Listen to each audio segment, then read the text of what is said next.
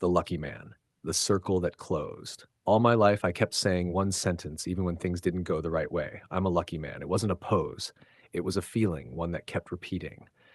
I came from a place with the initials LM. My own carries LM, and somewhere deep inside, there was this quiet certainty that even when things fall apart, they somehow fall into place. Then for years, I watched a man who kept appearing in every Marvel world, Stan Lee, and he created a story called Stan Lee's Lucky Man.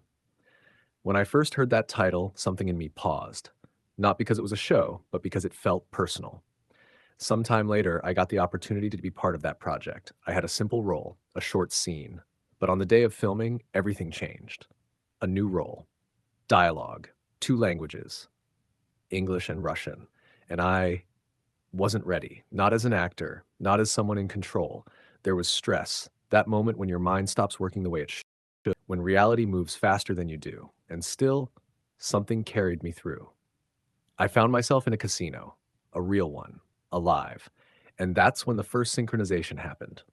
I remembered Las Vegas, places where I had always felt that luck was on my side. And suddenly it wasn't just a memory. It was a feeling returning to my body. Maybe I really am a lucky man.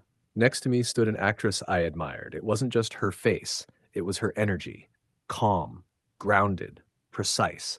When I was getting lost between languages, stress, and reality, she became the point of balance. I even helped her with a Russian line. And somehow, in that moment, we exchanged more than words. We balanced the field. The scene went well, not perfect, but real. And I left with a feeling I'd like to meet her again someday. A year passed, nothing. Then the second season, I saw her again, but only from a distance, as if the circle wasn't ready to close yet. And then came another role, different, silent. I was lying on a table as a body, no movement, no breath, cameras above me, and the task was simple, don't move. And in that moment, the circle closed.